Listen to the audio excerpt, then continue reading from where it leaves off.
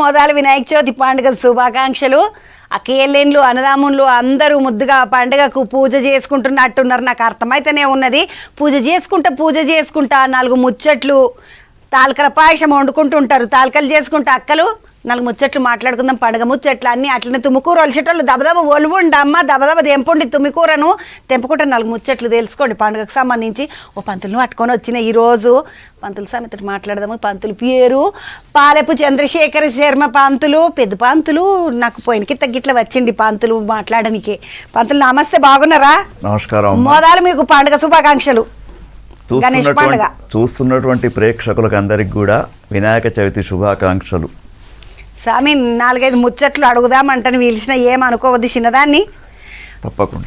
ఈ గణేష్ల పండుగకు మస్తు పూరలు అందరు జోరుగా వినాయకులను పెట్టుకొని పూజలు చేసుకొని దేవునికి చదువుకునే పిల్లలు అందరూ దేవుని కాడ పుస్తకాలు పెట్టుకొని పుస్తకానికి బొట్టు పెట్టుకుంటారు. కొంతమంది ఏమో ఏ పని చేస్తే కుల వృత్తులోళ్ళు వాళ్ళ కొడవలు కానీ గొడ్డలు కానీ గడపార కానీ మామూలుగా రైతులైతే అవన్నీ పెడతారు స్వామి. కొంతమంది పని చేసేటోళ్ళు చదువులు చెప్పేటోళ్ళు ఎవరి పని వాళ్ళందరూ అట్లా పెడతారు. వినాయక చవితి పండుగకు దేవుని కాడ ఈ పుస్తకాలు పెట్టుడు ఎందుకు, వీటికి బొట్లు పెట్టుడు ఎందుకు, ఏ పని చేసేటోళ్ళు వాళ్ళ వృత్తికి సంబంధించిన వస్తువులను ఎందుకు పెడతారో చెప్పినాక వినాయక చవితి పండుగ విశిష్టత గురించి మాట్లాడుకుందాం. సరే. గజాననం భూతగణాది సేవితం కపిత్త జంబూపలచారు భక్షణం ఉమాసుతం శోక వినాశకారణం నమామి విఘ్నేశ్వర పాద పంకజం. చూస్తున్నటువంటి ప్రేక్షకులకు వినాయక చవితి ప్రత్యేక కార్యక్రమానికి మరి మన చంద్రవ గారు అడుగుతున్నటువంటి ప్రశ్నలు చాలా చక్కగా. ఆమె అడిగినటువంటి ప్రశ్న ఏమిటంటే, గణపతి పూజలో ఎవరి వృత్తి పని వాళ్ళను అనుసరిస్తూ మరి వారి యొక్క వృత్తి చేసే ఏవైతే ఉంటాయో పరికరాలను వాటిని ఎందుకు విఘ్ననాయకుని దగ్గర పెట్టడం జరుగుతూ ఉంటుంది. అయితే దీనికంటే ముందు మనకు ముఖ్యంగా గణపతి యొక్క ఇతివృత్తం తెలుసుకున్నప్పుడు మనకు గణాలకు అధిపతి విఘ్నాలకు నాయకుడు గణేశుడు అని చెప్పి గణపతి గురించి చాలా పురాణాలు ఉన్నాయి. ముద్గల పురాణం, స్కాంద పురాణం, భవిష్యోత్తర పురాణం, మత్స్య పురాణం, ఇట్లా ఒక్కొక్క పురాణంలో ఆదిదేవుడు అని చెప్పి చెప్పబడ్డాడు గణపతి. అందుకే ఈ గణపతి యొక్క నవరాత్రులు అంటేనే తరతమ భేదాలు లేకుండా, వయోభేదం లేకుండా, చిన్న పిల్లల నుంచి మొదలుపెట్టి వృద్ధుల దాకా కూడా గణపతి నవరాత్రి ఉత్సవాలు జరుపుకునే ఆచారం మన భారతదేశంలో భారతీయ సనాతన సంప్రదాయాన్ని అనుసరించి మనకు వస్తూ ఉందమ్మా. అయితే ముఖ్యంగా ఏ వృత్తి పని మొదలుపెట్టినా శ్రేయాంశి బహువిఘ్న అని చెప్పేసి చెప్పబడ్డది. అంటే మనం ఏ పని మొదలుపెట్టినా, ఉదాహరణకు ఎవరెవరు కుటీర పరిశ్రమలు వాళ్ళు, ఒక రైతు తన యొక్క వ్యవసాయ భూమిలో పంటను పండించాలి, ఒక కార్మికుడు ఒక వస్తువును ఉత్పాదన చేయాలి, ఒక విద్యార్థి చక్కని చదువుకోవాలి, ఒక నాయకుడు ఎన్నికలలో గెలవాలి. ఇటువంటి ఏ కోరిక తీసుకున్నా కూడా దానికి మొట్టమొదటి దేవుడు ఎవరు అంటే ప్రధానమైనటువంటి పూజ గణపతికి చేయాలి. ఎందుకంటే శ్రేయాంశి బహువిఘ్న అని మనం చేసే పనులలో ఎటువంటి ఆటంకాలు రాకుండా ఆ సంవత్సరం అంతా బాగా ఉండేటట్టు మనకు గణపతి ఆశీస్సులు అందజేస్తాడు. కాబట్టి ఈ గణపతి పూజ చాలా విశేషమైనటువంటి పూజ. మరి అందుకే మీరు ఇంతకుముందు అడిగిన దానికి ఎవరి పరికరాలను వాళ్ళు పెట్టుకొని పూజించడం అనేది చాలా శ్రేయస్కరంగా చెప్తూ ఉంటారమ్మా. స్వామి, అంటే గణపతి పూజ గురించి మాట్లాడేస్తున్నాం కాబట్టి మొదలు గణపతికి ఇట్లా 21 రకాల పాత్రాలతోటి పూజ చేయాలి, ఆకులతోటి అంటారు కదా. ఇంకా 21 పాత్రాలు రకరకాల పేర్లు చెప్తారు, కానీ 21 ఎందుకో 25 ఉన్నాయి అనుకో, ఏమన్నా తప్ప? చాలా చక్కని ప్రశ్న చంద్రవ్వ. ఎందుకంటే మనము భారతీయ సనాతన సంప్రదాయంలో ఏ పూజ చేసినా కూడా దాని వెనుక రహస్యం అంటూ ఉంటుంది. అయితే చాలామంది ఏమిటంటే ఇది ఒక మూఢనమ్మకము, మూఢాచారము అని చెప్పేసి నాస్తికత్వం అనేది చాలా పెరిగిపోతూ ఉంది. కానీ దానిలో ఉన్నటువంటి అసలైనటువంటి విషయాలు తెలుసుకుంటే ఇప్పుడు మీరు అడిగినటువంటి ప్రశ్న చాలామందికి సంశయంగా ఉంటుంది. 21, 25 ఈ 21 సంఖ్యనే ఎందుకు పెట్టుకున్నారు అంటే చూడమ్మా, ఇప్పుడు మనకు గణపతి యొక్క తండ్రి అయినటువంటి భోలా శంకరుడు పరమేశ్వరుడు ఏకాదశ రుద్రస్వరూపంగా ఉంటాడు. అంటే 11 రూపాలలో శివుడు కనబడతాడు. ఏకాదశ రుద్రుడు అంటాం. తర్వాత అఖిలాండ కోటి బ్రహ్మాండ నాయకుడు నిత్య సత్తుచిత్ ఆనంద స్వరూపుడైనటువంటి విష్ణు భగవానుడు దుష్ట శిక్షణకు శిష్ట రక్షణకు దశావతారాలు ఎత్తాడు. అంటే అవి 10, ఇవి 11, 21. అవును సార్. ఇదో దీంతో పాటు జ్ఞానేంద్రియాలు, కర్మేంద్రియాలు, మనస్సు, బుద్ధి ఇవన్నీ కూడా కలిపినప్పుడు కూడా మనకు 21 సంఖ్య అనేది వస్తూ ఉంది. కాబట్టి 21 చాలా శ్రేష్టమైనటువంటి సంఖ్యగా ఆ 21 పత్రాలను మన పూర్వీకులు, మరి ఆ పత్రాలు కూడా ఏమిటి, ఆయుర్వేద లక్షణాలు ఉన్నటువంటి పత్రాలు మాత్రమే. దాంట్లో ఉన్నటువంటి చూత పత్రమే కావచ్చు. స్వామి నాకు 3 పత్రాలు తెలుసు. చెప్పమ్మా. ఒకటి మారేడు పత్రము అమ్మా, ఒకటేమో గరికే, ఇంకొకటేమో మామిడాకు. ఇంకా చాలా ఉన్నాయమ్మా. 3 తెలుసు నాకు. దాడిమి పత్రం అని చెప్పేసి, తర్వాత ఇంకా తులసి పత్రం అని చెప్పేసి, భృంగిరాజ పత్రం అని చెప్పేసి, ఇట్లా అనేక రకాలైనటువంటి పత్రాలు మనకు కనబడుతూ ఉన్నాయి. అయితే ఒక్కొక్క పత్రం యొక్క లక్షణాలు ఒక్కొక్క రకంగా ఉంటాయి. ఎందుకంటే ఇప్పుడు చంద్రవ్వ, ఇప్పుడు మనకి ఇక్కడ ఈ గణపతి ఉత్సవం అనేది సామూహికంగా చేసుకుంటున్నటువంటి ఒక పండుగ. సామూహికంగా ఉన్నప్పుడు ప్రజలందరూ కూడా ఒకే మంటపంలో చేరుతారు. చేరినప్పుడు అక్కడ ఆక్సిజన్ లోపం అనేది ఏర్పడుతుంటుంది. ఆ ఆక్సిజన్ అందించడానికి కొన్ని పత్రాలు. తర్వాత ఇప్పుడు ముఖ్యంగా మనకు సరే, ఇప్పుడు ఆయుర్వేదిక్ను మనం ఒప్పుకోవడం లేదు, కానీ పూర్వకాలంలో ఏ రోగం వచ్చినా కూడా ఆయుర్వేదిక మందులే వాడేవాళ్ళు. అయితే ఈ యొక్క 21 పత్రాలను కోసేటప్పుడు వాటి ఆకులు అన్నిటి కూడా విప్పేటప్పుడు వాటిలో ఆయుర్వేద లక్షణాలు ఉంటాయి. కొన్ని ఎలర్జీకి పనిచేస్తాయి, కొన్ని ఉబ్బస వ్యాధులకు. తర్వాత ఇప్పుడు ఇంకొకటి అసలు విషయం ఏమిటంటే చంద్రవ్వ, ఇది భాద్రపద మాసం. భద్రం భద్రం భాద్రపదం అని మాసానికి పేరు. అబ్బా, నాకు ముచ్చట తెలియదు స్వామి. భద్రం భద్రం భాద్రపదం. అయితే ఎందుకు అంటే మానవుల యొక్క ఆరోగ్యాలు ఇప్పుడు విషమిస్తూ ఉంటాయి. ఎందుకంటే ఇక్కడ చూడండి, ఇప్పుడు మనకు చంద్రవ్వ, ఇప్పుడు మీరు చూస్తున్నారు గత నెల 2 నెలల నుండి కూడా ప్రకృతి విలయతాండవం చేస్తున్నదమ్మా. ఎందుకంటే కాలం మారుతూ ఉంటుంది, వర్షాలు పడడం, ఎండగొట్టడం, దానివల్ల అనేకమైనటువంటి వ్యాధులు వ్యాప్తి చెందుతూ ఉంటాయి. అందుకే గణేశుని యొక్క పూజలో 21 పత్రాలను పెడితే ఇటువంటి వ్యాధులన్నీ కూడా దూరం అవుతాయని చెప్పేసి మనకు పూర్వీకులు ఒక సంప్రదాయాన్ని మనకు ఏర్పాటు చేయడం జరిగిందమ్మా. 21 పత్రాలల్లా అంటే ఈ చలికాలం వచ్చేసరికి ఏమవుతుంది అంటే స్వామి, ఉబ్బసం గిట్ల వస్తుంది. ఉబ్బసం అంటే ఏందో కాదు, దమ్మొస్తుంది కదా, అది గట్టిగా దగ్గి దగ్గి దగ్గి దమ్మడతారు పూరలు. ఆ దమ్ముకు వానికి వస్తుంది, మంచిగా జ్వరాలకు వానికి వస్తుంది, చేతులకు కాళ్ళకు పుండ్లు ఉంటాయి, మేం పుండ్లు అవి ఇవి అయితే పూరలకు చిన్న పిల్లలకు. ఇప్పుడు అంటే ఇక చూస్తలేం స్వామి మేం పుండ్లని పిల్లలకు. అప్పట్లో అయితే ఈ ఏళ్ళ సందులలో అవుతుండే ఇట్లా మేం పుండ్లని. అసలు అన్నిటికీ ఇట్లా మంచి మందులు ఈ ఆకులలో ఉంటాయి. కాబట్టి 21 రకాల ఆకులతోటి పూజ చేస్తారు. అంతనే కాకుండా శివునికి 11 రూపాయలు, విష్ణుమూర్తికి 10 రూపాయలు ఉంటాయి. కాబట్టి అవి 2 కలిపి 21 అవుతాయి. అందుకని 21 పత్రాలతోటి స్వామికి పూజ చేస్తారంట. ఈ ముచ్చట తెలియక 21 ఎందుకు 21 ఎందుకని ఊకి అనుకుంటుంటే స్వామి నేను 21 పత్రాలు అంటారు ఏంది అని. ఇంకొక చిన్న ముచ్చట అడుగుతా స్వామి. అమ్మా చెప్పండి. అడిగినాక మనము వినాయకుని కథ దగ్గరికి పోదాము. సరే. ముచ్చట ఏంటంటే ఇప్పుడు నవరాత్రులు చేస్తున్నాం మనం. నాకు ఈ నవరాత్రులు నా చిన్నప్పటి నుండే ఎరక.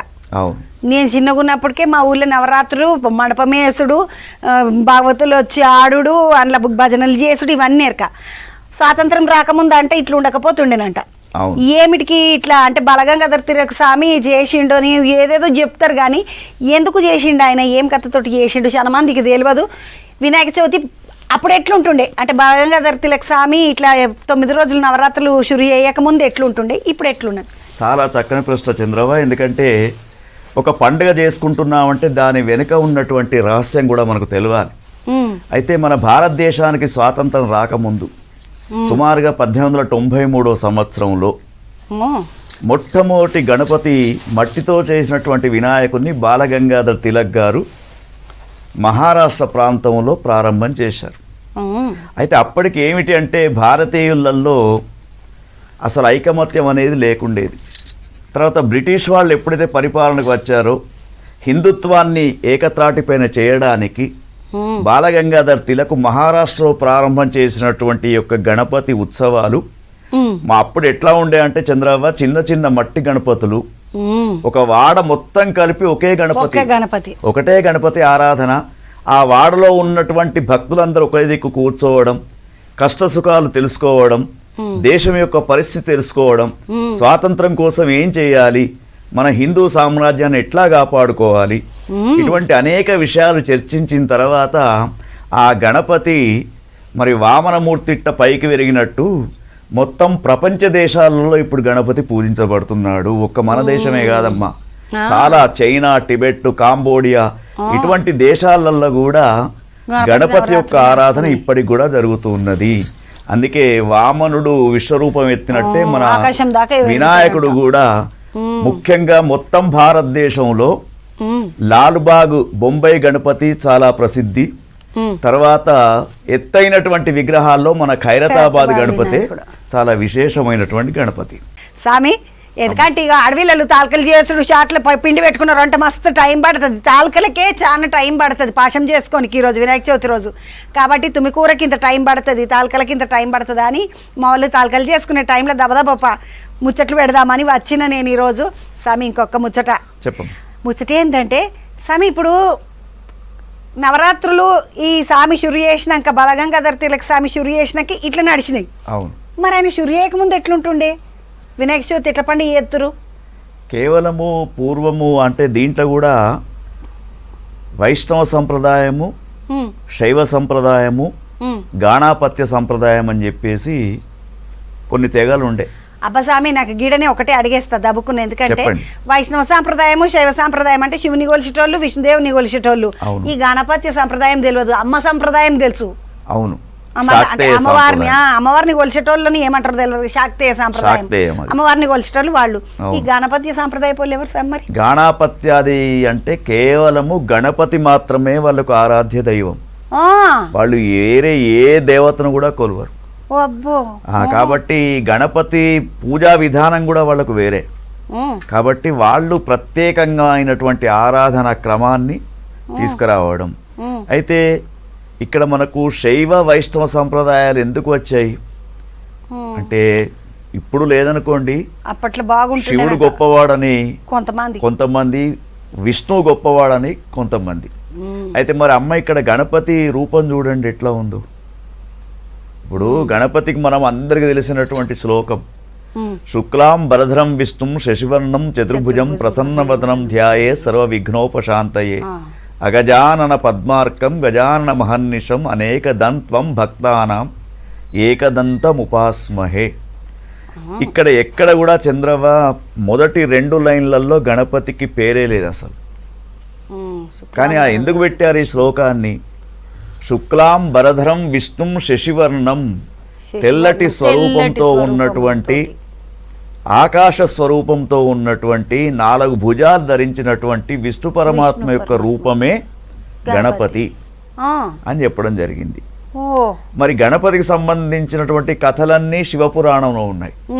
కాబట్టి మరి ఇప్పుడు మనము ఇంకా నెక్స్ట్ దానికి తీసుకున్నప్పుడు ఏంటంటే, నిమజ్జనం అనేది చేస్తున్నాం కదమ్మ చంద్రవ్వ. ఈ నిమజ్జనం ఎందుకు చేయాలి అంటే, నిమజ్జనం చేయడానికి ముఖ్య కారణము, ఏ విష్ణు పరమాత్మ యొక్క స్వరూపం గణపతి అని చెప్పేసి మనకు శ్లోకం చెప్తూ ఉన్నదో, ఆ విష్ణువుకు పేరు నారాయణుడు అని ఒక పేరు. నారాయణ అనే దాంట్లో మొదటి 2 అక్షరాలు తీసుకుంటే నర. నర అంటే నీరు అనే అర్థం కూడా ఒకటి ఉంది. కాబట్టి నీటిలో ఉండేవాడు విష్ణు భగవానుడు. కాబట్టి నిమజ్జన శోభాయాత్రకు తీసుకువెళ్ళి పాంచభౌతికమైనటువంటి శరీరం పంచభూతాల్లోనే కలిసిపోతుందనే తత్వాన్ని మనకు వినాయక స్వామి చెప్తున్నాడమ్మా. అది స్వామి వినాయక తత్వం అంటే గుర్తుకొచ్చింది. వినాయక తత్వం కంటే ముందు నేను ఇంకొక ముచ్చట అడగాల. అది ఏమన్నదంటే, ఇప్పుడు పుష్ప సినిమా వచ్చింది స్వామి, అప్పుడు వినాయకుడిని ఏం చేసిండ్రు అంటే ఇట్లా ఒక జబ్బ మీదికి లేపి పుష్ప వినాయకుడు అన్నారు. అంతకుముందు ఒక సినిమా వచ్చింది, ఆ సినిమా లెక్క చేసిర్రు. తర్వాత ఒకటి ఇట్లా ఎన్టీఆర్ సినిమా ఇట్లా మొత్తం ఆయన 6 ప్యాక్ చేసుకొని వస్తాడు. అట్లా పాపం వినాయకుడికి ఆయన బొజ్జగిజ్జ అంతా తీసేసి ఆయనకు, ఇప్పుడు వినాయకుడు అంటే బొజ్జగణపతి అంటాం కదా స్వామి, బొజ్జ లేదు ఏం లేదు, స్వామికి మొత్తం 6 ప్యాక్ పెట్టేసి ఇట్లా పెట్టేసి అదొక గణపతిని చేశారు. ఈ స్వామికి పాపం వేరే రూపాలు ఏం లేవా? ఏ సినిమా వస్తే ఆ సినిమా లెక్క చేసేస్తారు ఆ స్వామిని? చాలా చక్కని ప్రశ్న చంద్రబాబు. ఎందుకంటే అట్లా చేసుడు పాపం అని నాకు అనిపించింది, నా మనసుకు అనిపించిన ముచ్చట. తప్పకుండా అది పాపమే. ఎందుకంటే భగవంతునికి అనేకమైనటువంటి రూపాలు మనకు గణేశ పురాణంలో, ముద్గల పురాణంలో చెప్పడం జరిగింది. అయితే ముఖ్యంగా ఈ యొక్క గణేశునికి ఉపాసనా ఫలితంగా చూసినప్పుడు 32 స్వరూపాలు ఉన్నాయమ్మ గణపతికి. 32 రూపాలు. అయితే ఈ 32 రూపాలు ఒక్కొక్క రూపం ఒక్కొక్క కోరికను సిద్ధింపజేస్తుంది. అబ్బా స్వామికి తెలియకపాయ మా వాళ్ళకు, నియంగా నాకే తెలియదు, మా వాళ్ళంతా నాసంటోళ్ళే పాపం. అయితే మనం ఏమిటంటే ముఖ్యంగా చంద్రబాబు మనం చూసే ప్రేక్షకులు ఇటువంటి చెప్పడానికే మన ప్రత్యేక కార్యక్రమం. మరి పండుగ పూట ముచ్చట్లు అన్నీ చెప్పాలి కాబట్టి మరి బాలగణపతి ఉన్నాడు అనుకోండి చంద్రబాబు, బాలగణపతి ఆరాధన చేస్తే ఏమైతుంది, పిల్లలకు సద్బుద్ధి కలుగుతుంటుంది. సద్బుద్ధి, దుర్బుద్ధి, సద్బుద్ధి. సద్బుద్ధి అంటే మంచి ఆలోచనలు, మంచి. తర్వాత భక్త గణపతి, భక్త గణపతి ఆరాధన చేస్తే భక్తులు రక్షించబడతారు. ఎవరైతే భక్తులు ఉంటారో వాళ్ళంతా రక్షణ పొందుతారు. తర్వాత తరుణ గణపతి అని చెప్పేసి, ఈ తరుణ గణపతిని పూజిస్తే వారిలో దయారసం అనేది ఉంటుంది. కొంతమంది కఠిన హృదయాలు ఉంటారు. తర్వాత ఇంకొకటి వీర గణపతి. ఈ వీర గణపతి ఆరాధన మన భారతదేశానికి చాలా కావాలి. ఇప్పుడు ధైర్యం పెరుగుతుందా? ధైర్యం పెరుగుతుంది. ముఖ్యంగా సైనిక శక్తి పెరగడానికి, యుద్ధ నైపుణ్యాన్ని సాధించడానికి శక్తి గణపతి, వీర గణపతి రెండిటి యొక్క ఆరాధన చేయాలి.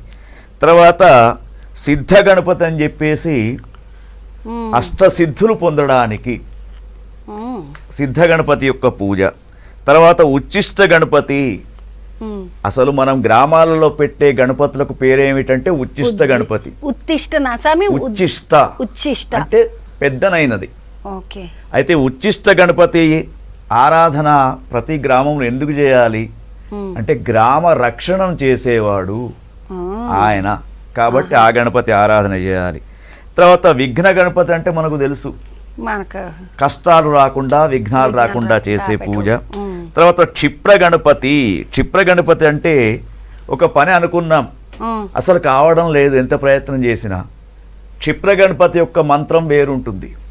ఆ మంత్రంతో ఆరాధన చేస్తే వారం రోజుల తర్వాత అయ్యే పని 3 రోజుల్లో కావచ్చు. క్షిప్ర గణపతి యాది పెట్టుకోండి, వారం అవతల అయ్యే పని అయినా కూడా 3 రోజులలో ఓడిచిపోతుంది అంట. మంచి మంచి మాట చెప్పినావు స్వామి. క్షిప్ర గణపతి బాగా యాది పెట్టుకోండి. యూట్యూబ్లో కొడితే మంత్రం దొరుకుతుంది, వస్తుంది. యూట్యూబ్లో కొడితే మంత్రం ఇట్లా దొరుకుతుంది అంట. తర్వాత హేరంబ గణపతి అని చెప్పేసి మనకు 2 రకాల శత్రువులు ఉంటారమ్మా చంద్రబాబు. బాహ్య శత్రువులు కొంతమంది, అంతఃకరణ శత్రువులు కొంతమంది. మన లోపలనే ఉంటారు. మన లోపల అంతఃకరణ శత్రువులు ఎవరమ్మా? మన రోగాలే మనకు అంతఃకరణ శత్రువులు. బాహ్య శత్రువులు అంటే మనకు తెలుసు. అటువంటి శత్రు నాశనం కావడానికి మరి ఇక్కడ మనము హేరంబ గణపతి పూజ అనేది చెయ్యాలి. చేస్తే అది సిద్ధింపవుతుంటుంది. తర్వాత విజయ గణపతి. యుద్ధాలలో విజయాలు పొందడానికి చంద్రబాబు మనం మొన్ననే మనకు తెలుసు కదమ్మా జరిగినటువంటిది ఆపరేషన్ సింధూర్లో మరి భగవంతుని యొక్క శక్తి మనకు ప్రసరించింది కాబట్టే మనం విజయం వైపు వెళ్ళాం. తర్వాత ఇంకొకటి ఏమిటంటే ఊర్ధ్వ గణపతి, రుణ విమోచక గణపతి అని ప్రత్యేకం. అబ్బా ఈ స్వామి తెలుసు స్వామి నాకు, ఎందుకంటే నాకు జర పరిచయం ఉన్నాడు. రుణ విమోచన గణపతి అప్పులు ఏమన్నా ఉంటే ఈ స్వామికి పూజ చేసుకుంటే, ఈ రుణ విమోచన గణపతికి పూజ చేసుకుంటే అప్పులు తీరుతాయి. ఇసొంటి కొంతమంది స్వాములు జర తెలిసినట్టే ఉన్నారు, కానీ ఆ క్షిప్ర గణపతి స్వామి గురించి తెలియదు. అది మంచి ముచ్చట చెప్పినారు మీరు.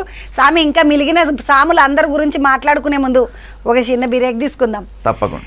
వినాయక చవితికి సంబంధించి 32 ఏవైతే వినాయక రూపాలు ఉన్నాయని చెప్తున్నాడు స్వామి, ఆ 32 రూపాయల గురించి, మిగతా రూపాలు అన్నిటి గురించి తెలుసుకునే ముందు వీర గణపతి గురించి చెప్పిండ్రు స్వామి. ఇంకా మిలిగిన గణపతుల గురించి కూడా చెప్తే మా పబ్లిక్ అంతా వింటారు పాపం. తప్పకుండా అమ్మా. అయితే ముఖ్యంగా హరిద్రా గణపతి అని చెప్పేసి ఆకుపచ్చ గణపతి పసుపుతో చేసేది హరిద్రా అమ్మవారు. అంటేనా? మనం ఏ చిన్న పూజ చేసినా కూడా గణపతి రూపాన్ని, అవును, గౌరమ్మని చేసినట్టుగానే గణపతిని చేస్తాం, గణపతిని అక్కడ చేస్తాం కదా. అయితే ఈ హరిద్రా గణపతిని చేస్తే శుభకార్య సిద్ధి, శుభకార్య సిద్ధి. అంటే ముఖ్యంగా చంద్రబాబు మనకు వివాహాలలో తప్పకుండా చేయాలి. ఈ మధ్యకాలంలో వివాహాలు దబదబ అయిపోతున్నాయి, ఏం నిలవడం లేదు, అయిపోతున్నాయి. కాబట్టి దానికోసము హరిద్రా గణపతి పూజ తప్పకుండా చేయాలి. ఇది మన భక్తులకు అందించవలసిన ఒక విషయం. పసుపు గణపతిని చేసి పూజ చేస్తే మంచిది, పెళ్లిళ్ళు గిండిళ్ళు శుభకార్యాల అని చెప్తున్నారు. ఇంకా స్వామి ఇంకెంతమంది ఉన్నారు? తర్వాత ఏకదంత గణపతి అని చెప్పేసి, అంటే ఒకే దంతంతో ఉన్నటువంటి స్వామి యొక్క పూజ. ఇప్పుడు వచ్చే వినాయకులన్నీ ఏకదంత స్వామి, కానీ కొంతమంది 2 దంతాలతో కూడా పెడుతున్నారు. అయ్యో పాపము. ఎందుకంటే పరశురాముడు శివుని యొక్క దర్శనం చేసుకోవడానికి వచ్చినప్పుడు ఆ ఉన్నటువంటి గణపతిని యుద్ధంలో జయించడం, తర్వాత శివుడిచ్చినటువంటి ఆయుధంతో గండ్రగొడ్డలి ఆ యొక్క ఒక విరగొట్టడం జరుగుతూ ఉంటుంది. కాబట్టి ఇక్కడ ఏకదంత గణపతి ముఖ్యంగా ఇది మనకు యువతీ యువకులకు చాలా విశేషం. కామం పైన విజయాన్ని సాధిస్తారు, వాళ్ళకు మనస్సులో ఉన్నటువంటి కోరికలు. తర్వాత ఉద్దండ గణపతి అని చెప్పేసి, ముఖ్యంగా ఇతరుల కంటే మనము శ్రీమంతులం కావాలి, మరి మనకు ఆస్తిపాస్తులు లేవు, అటువంటి వాళ్ళు ఉద్దండ గణపతిని పూజించాలి. మన అసంటోళ్ళం అందరం పూజించాల్సిన గణపతి ఎవరంటే ఉద్దండ గణపతి. ఎందుకంటే మాకు ఏమి లేదు, ఆఖరికి ఇల్లు గిట్ల లేదు, కాబట్టి మేము ఉద్దండ గణపతికి పూజ చేసుకుంటాం స్వామి. తప్పకుండా యాద పెట్టుకోండులా. తర్వాత అమ్మ ఇప్పుడు మనకు ద్విముఖ గణపతి, త్రిముఖ గణపతి, ఈ గణపతుల యొక్క రూపాలు 3 ముఖాలు బట్టి మనకు ఉన్నాయి. ఈ ద్విముఖ గణపతి సుఖప్రాప్తి, తర్వాత త్రిముఖ గణపతి ఇది దత్తాత్రేయుని యొక్క అనుగ్రహం పొందడానికి, గురుస్వరూపమైనటువంటి బ్రహ్మ విష్ణు మహేశ్వరుల యొక్క కలయికనే దత్తాత్రేయ స్వామి రూపం. కాబట్టి 3 స్వాముల యొక్క అనుగ్రహం పొందడానికి ఈ యొక్క రూపం. తర్వాత యోగ గణపతి అని చెప్పేసి ధ్యాన సిద్ధి కోసం యోగ గణపతిని పూజించాలి. తర్వాత దుర్గా గణపతి అని చెప్పేసి ప్రయాణాలలో రక్షణ, ఇది చాలా అవసరం.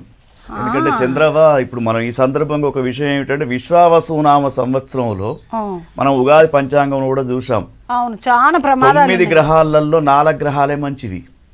కాబట్టి జల ప్రళయాలు, ప్రకృతి బీభత్సాలు, విమాన ప్రమాదాలు ఎప్పుడైనా ఉన్నాయా అమ్మాయి? అగ్ని ప్రమాదాలు, విమాన ప్రమాదాలు విపరీతంగా అవుతున్నాయి. కాబట్టి ఇటువంటి వారికి దుర్గ గణపతి పూజ, అంటే ఒకవైపున అమ్మవారు, ఒకవైపున గణపతి, వీటితో పాటు దూర్వాలతోటే ఈ పూజ విశేషం. దూర్వాలంటే మనం గడ్డి అంటాం కదా, గరికె, అమ్మా, వాటితోటి చేయడం దీనికి చాలా విశేషం. దుర్గా గణపతికి గరికెతోటి పూజ చేయాలి. తర్వాత ఇంకొకటి ఇప్పుడు దాదాపు అందరు తెలిసినటువంటి గణపతి సంకష్టహర గణపతి.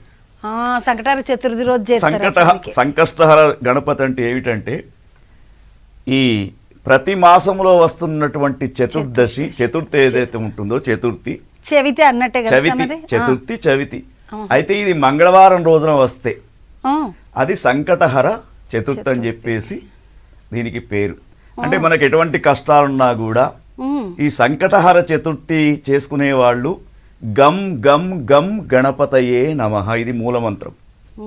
ఈ మూలమంత్రం తోటి చేసుకుంటే ఇది విశేషమైనటువంటి ఫలితాన్ని ఇస్తూ ఉంటుంది చంద్రవ. అందుకే మనకు 32 గణపతి స్వరూపాలు ఉమ్. పూజాపరంగా చూసినప్పుడు 32 గణపతి యొక్క స్వరూపాల గురించి ఇది మనకు పురాణ గ్రంథాలలో చెప్పడం జరిగింది. మా వాళ్ళకి మళ్ళొకసారి చెప్తా స్వామి. గమ్ గమ్ గమ్ గణపతే నమః అనేది చదువుకుంటూ ఉండండి, ఏమిటికైనా మంచిదే అదిగా. స్వామి ఇంకొక ముచ్చట అడుగుతా. నాకు గణపతి గురించి కొంతమంది పంతులు ఏమంటారు, గణపతి బ్రహ్మచారి అంటారు, కొంతమంది అంటారు గణపతికి 2 భార్యలు సిద్ధి బుద్ధి అంటారు. నాకు 2 ఎరకనే, కానీ నిజమేది? అసలు నిజంగా ఆయనకి 2 భార్యలు ఉన్నారా? చాలా మంచి ప్రశ్న అమ్మా. ఎందుకంటే దీనికి తొందరగా చెప్పుకుందాం మనం కథ కూడా. సముద్ర మథనం జరుగుతుందమ్మా. రాక్షసులు దేవతలు వాసుకి సర్పంతోటి సముద్ర మథనం చేస్తున్నారు. అన్ని మంచి పదార్థాలని వస్తూ ఉన్నాయి. అయితే సముద్ర మథనం చేసినప్పుడు గణపతి పూజ మర్చిపోయినారు. అయ్యో రామచంద్ర. మర్చిపోగానే గణపతి కోపంతో ఉన్నాడు. వెంటనే మహాలక్ష్మి ఆవిర్భవించింది. మహాలక్ష్మి ఆవిర్భవించగానే అదృశ్య రూపంలో వచ్చాడు. ఆ మాతను ఎత్తుకొని పోయినాడు గణపతి. ఎత్తుకొని పోయి ఎత్తైన పర్వతం పైన కూర్చున్నాడు. కూర్చుంటే బ్రహ్మదేవుడు వాళ్ళంతా చూసి అయ్యో లక్ష్మీమాత ఏది ఏదని చూస్తే ఎక్కడా లేదు. అప్పుడు శంకరుడు, బ్రహ్మ, విష్ణువు ముగ్గురు కలిసి గణపతి దగ్గరికి వచ్చి, నాయనా మీ పెద్దమ్మ అవుతుందిరా అంటే, లేదు లేదు లేదు, నా పూజ మర్చిపోయినారు కాబట్టి మీకు ఇట్లానే కావాలి, నేను ఈమెనే పెళ్లి చేసుకుంటా అంటాడు. ఇది కొన్ని పురాణాలలో ఉన్నది. అయితే అనేసరికి అప్పుడు పరమేశ్వరుడు చెప్తాడు, అరే ఆమె నీకు పెద్దమ్మ అవుతుంది కాబట్టి పనికిరాదని చెప్తే, మరి ఈమె స్వరూపంతో ఉన్నటువంటి 2 భార్యలు కావాలి నాకు అంటాడు. అందుకే సిద్ధలక్ష్మి, బుద్ధిలక్ష్మి, సిద్ధి బుద్ధి, బుద్ధిలక్ష్మి. అందుకే భగవంతుని గణపతి యొక్క ఆరాధన చేస్తే సిద్ధి బుద్ధి. సిద్ధి ఎప్పుడు వస్తుంది చంద్రబా? బుద్ధితో పనిచేస్తే సిద్ధి వస్తుంది. అందుకే సిద్ధి బుద్ధి అనే వాళ్ళు గణపతి యొక్క భార్యలు. వీళ్లకు పుట్టినటువంటి పిల్లలే శుభం లాభం అని చెప్పేసి మనకు చరిత్ర పుటలలో ఉంది. అందుకే మనకు సిద్ధి బుద్ధి సమేత శ్రీ వినాయక స్వామినే నమః అని చెప్పబడుతుందమ్మా. ఈ శానసార్లు పూజలు నిన్నాను స్వామి. నాకు స్వామి ఇంకొక ముచ్చట అడుగుతా అమ్మా. ఈ వినాయకుడిని పూజ చేస్తే అష్టసిద్ధులు వస్తాయి అని ఇంతకుముందు ఒక మాట అన్నారు పుసుకున. అవును. మరి అష్టసిద్ధులు ఎవరు? ఏం సిద్ధులు అవి? ఎట్లా వస్తాయి?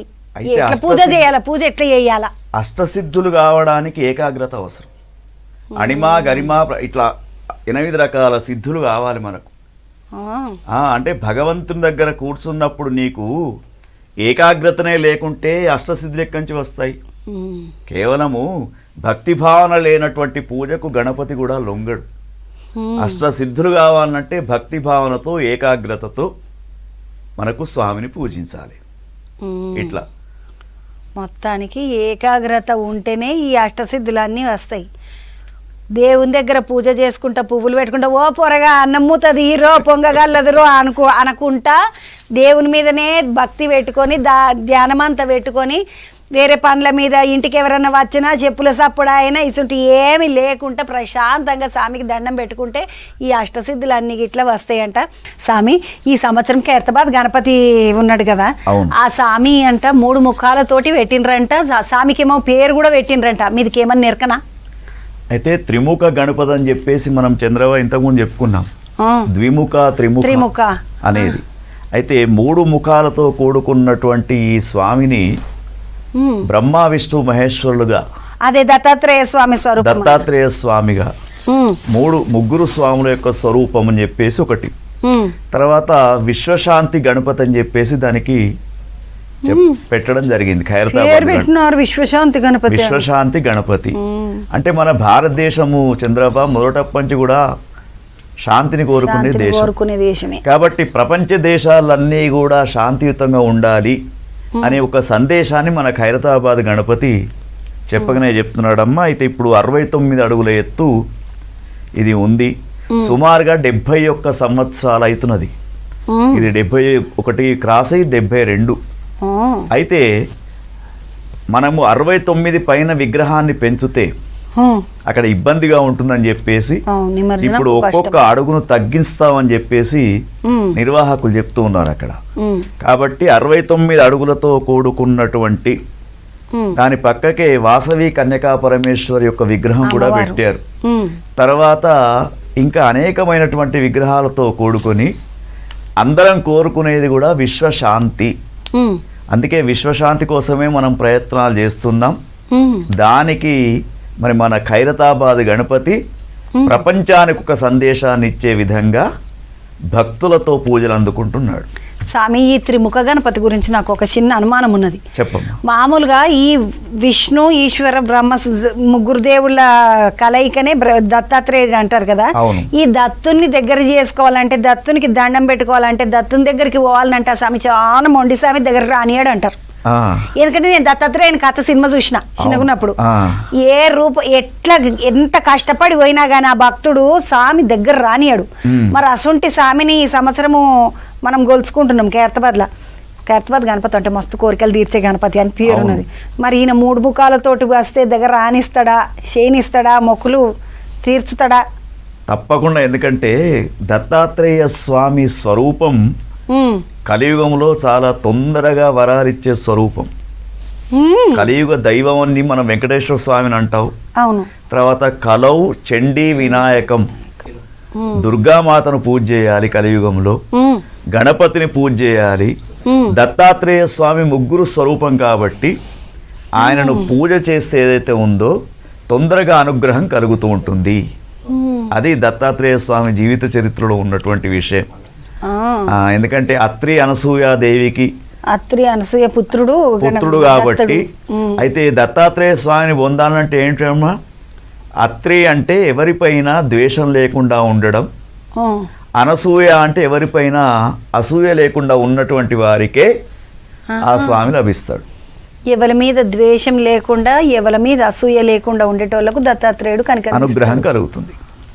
స్వామి, మరి వినాయక చవితి ప్రాముఖ్యత, వినాయక చవితి విశిష్టత ఏమడిది స్వామి? ఒకటి అమ్మ, మనకు ఈ వినాయక చవితి ఒక్కొక్క పురాణ గ్రంథంలో ఒక్కొక్క రకంగా చెప్తున్నారమ్మా.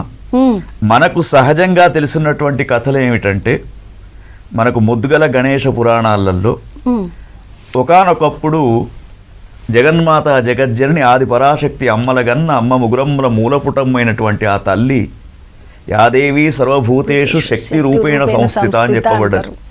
అయితే ఆ తల్లికి ఈ జయ విజయ అనే ఒక చెలికత్తెలున్నారు. స్వామి జయుడు విజయుడు మళ్ళీ వెంకటేశ్వర స్వామి కాడ కూడా ఉంటారు కదా. వాళ్ళు వేరు, వైకుంఠ ద్వారం కాడ. అయితే ఈమె దగ్గర కూడా ఉన్నటువంటి చెలికత్తెలు ఒక సలహా ఇచ్చారు. జయ విజయ అమ్మ, ఏ పని చెప్పినా కూడా శివునికి మాత్రమే నంది భృంగి ప్రమదగణాలు ఉన్నాయి కానీ నీకు మాత్రం లేవేంటమ్మా, మరి నీకంటూ ఒక ఉండాలి కదా ఒక వ్యక్తి అనగానే ఆమె కూడా ఆలోచన కలిగి శివుడు గజాసురుడు అనే ఒక రాక్షస సంహారం చేయడానికి వెళ్ళాడు.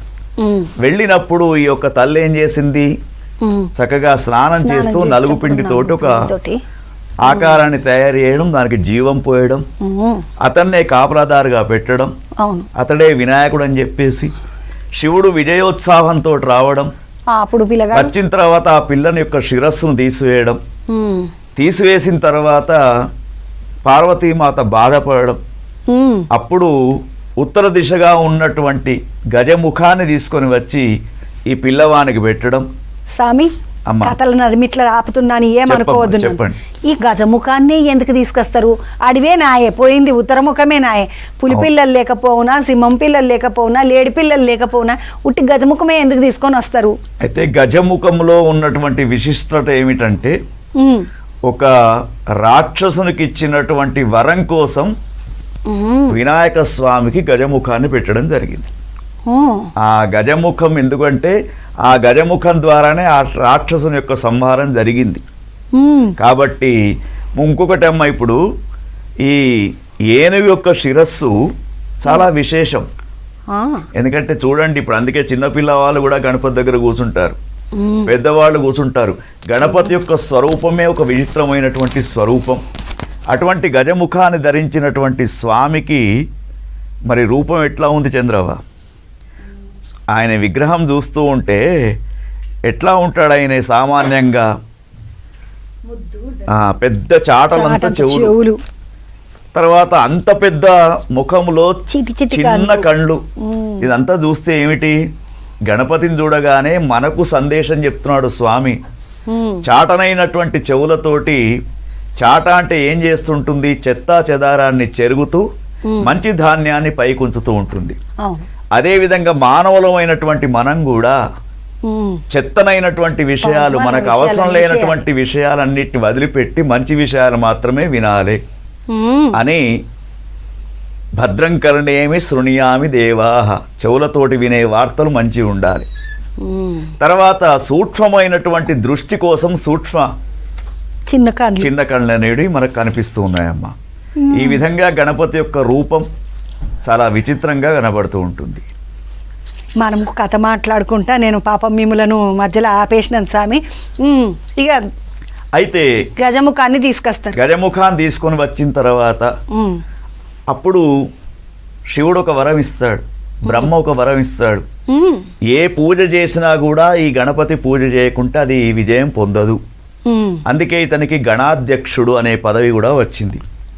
గణాధ్యక్షుడు ఎట్లా అయినాడమ్మా? గణాలకు అధిపతి గణపతి, దాని అర్థం చూస్తున్నప్పుడు. అయితే ఒక్కసారి కుమారస్వామికి గణపతికి పోటీ పెట్టారమ్మా.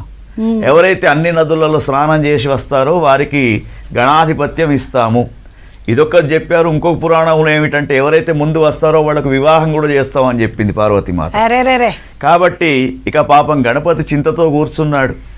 పెద్ద విగ్రహము, తర్వాత అనింద్యుడు అనే ఒక చిన్న ఎలుక వాహనం, చూస్తేనేమో పెద్ద, కిందనేమో చిన్న వాహనం.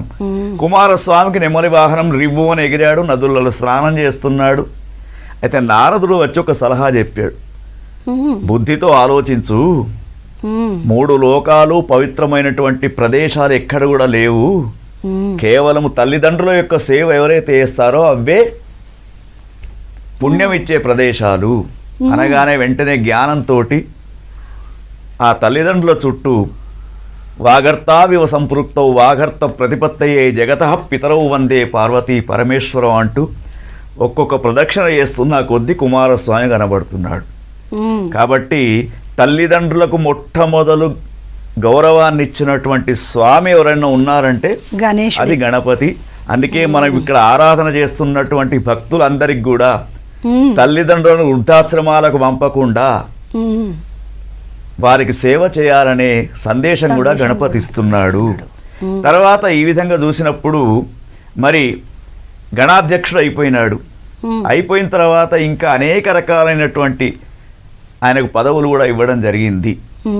అందుకే గణపతికి ముఖ్యంగా మనము కొన్ని విషయాలు చూసినప్పుడు భారతదేశంలోనే పూజిస్తున్నామా అంటే కాదు, ఇతర విదేశాలలో కూడా, ప్రపంచ దేశాలలో కూడా గణపతిని పూజిస్తున్నామమ్మా. ప్రపంచ దేశాలలో అతిపెద్ద దేవాలయం ఇండోనేషియాలో ఉన్నటువంటి జావా ద్వీపంలో ఉందట. పెద్ద గణపతి ఉన్నాడు అక్కడ. కాబట్టి మరి ఇటువంటి అనేక పుణ్యక్షేత్రాలలో గణేశుని యొక్క ఆరాధన జరుగుతూ ఉంది. అయితే నిమజ్జనం చేసిన తర్వాత మనం ఒకటే కోరుకోవాలి, ఎందుకంటే ఇంకోటి చంద్రవ్వ, ఈ విశ్వావసు నామ సంవత్సరంలో గణపతికి లింక్ ఒకటి ఉంది.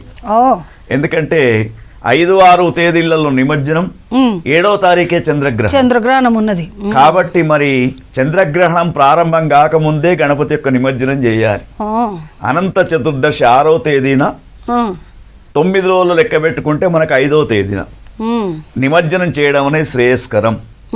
మరి ఆ నిమజ్జనం చేసేటప్పుడు ఏటా ఏటా రావయ్యా మేటి వినాయక అంటూ ఆ స్వామికి నమస్కారం చేస్తే భారతదేశం, మన ప్రాంతము, మనం కోరుకున్న కోరికలన్నీ సిద్ధింపజేస్తాయి. కాబట్టి మనం భక్తులకు ఇటువంటి సూచనలు చెప్పుదాం. చూసిండ్రా, ఏటా ఏటా రావయ్యా మేటి వినాయక అని స్వామిని సాగదోలేటప్పుడు దండం పెట్టుకోవాలంట. యాది పెట్టుకోండి, నిమజ్జనం రోజు చెప్పే మంత్రం ఏటా ఏటా రావయ్యా మేటి వినాయక అంటే గొప్ప వినాయకుడు అని అర్థం. అంతనే కదా స్వామి. ఇగో ఇది ఈరోజు వినాయక చవితి ప్రత్యేక కార్యక్రమము. వినాయక చవితి పండుగ ఉన్నది కదా అని స్కూళ్ళకు బంద్ పెట్టి వినాయకుని కాడ కూర్చోకుండా పిల్లలు మంచిగా చదువుకోండి. అట్లనే కరెంటు కాడ జర దీపాల కాడ చూసుకొని మెలుగుండి. అసలే మంచిగా లేవు రోజులు. ఇంకొక ముచ్చట ఏంటంటే వినాయక చవితి నిమజ్జనం రోజు ఎక్కడంటే అక్కడ ఎగురుకుంటే ఎటు పడితే అటు పోకుండి, ఆగం కాకుండి. మంచిదా? మళ్ళొకపారి మీ అందరికి వినాయక చవితి పండుగ శుభాకాంక్షలు. పంతులు మీకు కూడా మళ్ళొకపారి వినాయక చవితి పండుగ శుభాకాంక్షలు. ఇగో ఇది ఈ రోజు ప్రత్యేక కార్యక్రమం. మళ్ళొక ముచ్చటతోటి మళ్ళా కలుద్దాం. ఇలా బుక్కడి దీని నుండి పండుగ పూట ఊక అక్కడిక్కడ తిరగకుండా పూజ కూడా మంచిగా నిమ్మలంగా కూర్చోండి.